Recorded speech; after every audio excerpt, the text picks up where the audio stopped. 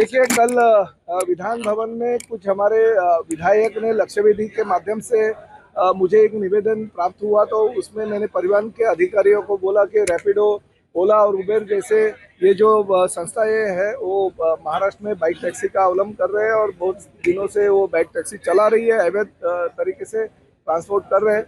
तो हमारे अधिकारियों ने कहा कि हमने उनके ऊपर कार्रवाई की है और वो ऐप जो है वो बंद किया। जिस वक्त मैं विधान भवन से बाहर आया तो मेरे पीए ने एक रैपिडो बाइक चालक से बातचीत किया और वो पहुंच गया। उसको 195 रुपीज़ का भाड़ा लेने के लिए वो जब पहुंचा तभी हमने उनसे जानकारी ली, तो उन्होंने बताया कि रैपिडो के माध्यम से मैं 3-4 दिन से चला रहा हूं और मुझे ऑफिशियल उन्होंने परमिशन दी है। तो ये गलत है। ये बाइक टैक्सी राज्य में होना चाहिए, इसके लिए हम अनुकूल है। हम विधिमंडल में भी वो प्रस्ताव जो है वो लेके आए, सैंक्शन किया हमारे कैबिनेट में, और साथ ही में हम उनको परमिशन दे रहे हैं, मगर उतनी जल्दबाजी करने की जरूरत नहीं है। और जो भी नियमावली है वो नियमावली का पालन सबको करना पड़ेगा।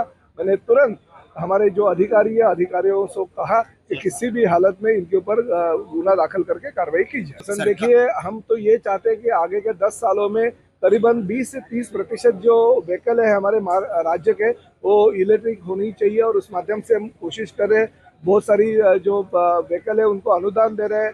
हमारे समृद्धि हो या अटल सेतु हो या हमारा दूसरा कोई चेक पोस्ट हो, वहाँ टोल नाका हो, वहाँ पे हम टोल फ्री भी इनको दे रहे हैं। तो बहुत सारी सुविधा हर हमारे जो आरटीओ के केंद्र है वहाँ पे हम विदाउट 1 रुपये लिए बगैर रजिस्ट्रेशन करके देते। तो ये व्हीकल महाराष्ट्र में जल्दी से जल्दी पूरी तरह आना चाहिए। ये राज्य शासन का मत है, उस माध्यम से हम कोशिश। देखिए, मैंने 25 तारीख को भी ट्रांसपोर्टर के साथ मीटिंग ली थी। हमारे जो उदय सामंत है उद्योग मंत्री, और साथ ही में हमारे जो भीमनवार है परिवहन के कमिश्नर वो भी थे।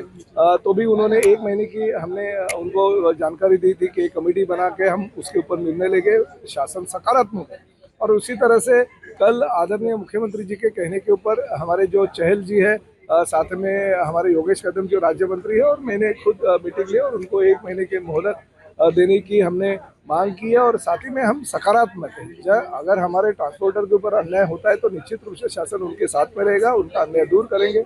आपके माध्यम से आज भी मैं यही कहना चाहता हूँ कि 1 महीने की मोहलत के लिए जो हमने कमेटी बनाई उसका रिजल्ट आने दो। रिजल्ट आने के बाद हम सकारात्मक निर्णय लेंगे।